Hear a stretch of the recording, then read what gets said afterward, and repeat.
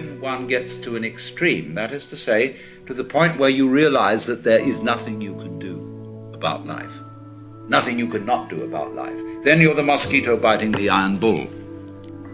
Well, so in the same way he said, look, you heard a bomb coming at you. You could hear it whistle, and you knew it was right above you and headed straight at you, and that you were finished. And you accepted it.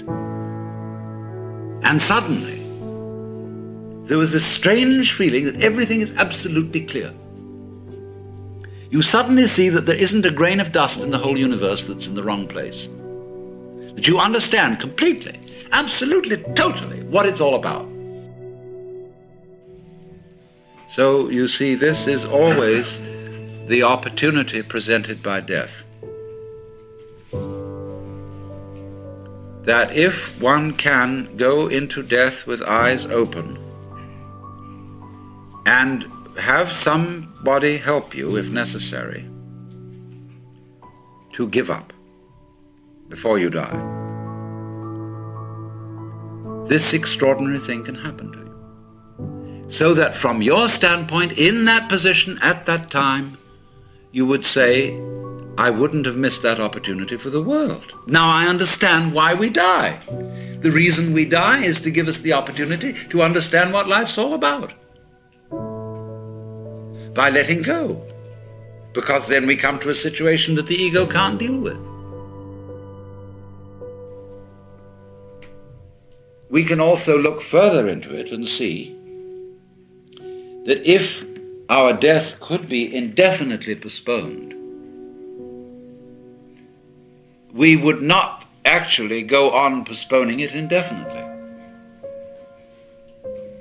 Because after a certain point we would realize that that isn't the way in which we wanted to survive. Why else would we have children? Because children arrange for us to survive in another way. By, as it were, passing on a torch,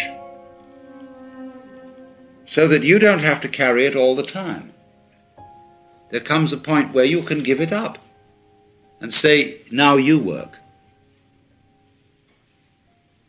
It's a far more amusing arrangement for nature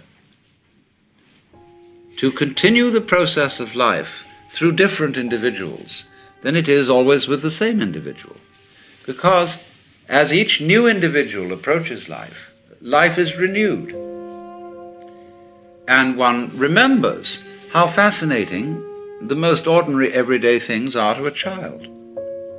Because they see them all as marvelous, because they see them all in a way that is not related to survival and profit.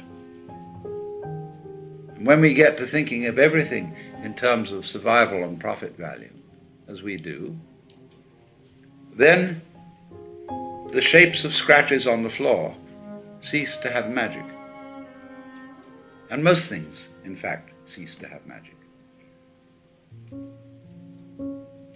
So therefore, in the course of nature, once we have ceased to see magic in the world anymore, we are no longer fulfilling nature's game of being aware of itself.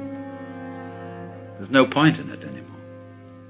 And so we die. And so something else comes to birth, which gets an entirely new view. And so nature's self-awareness is a game worth the candle.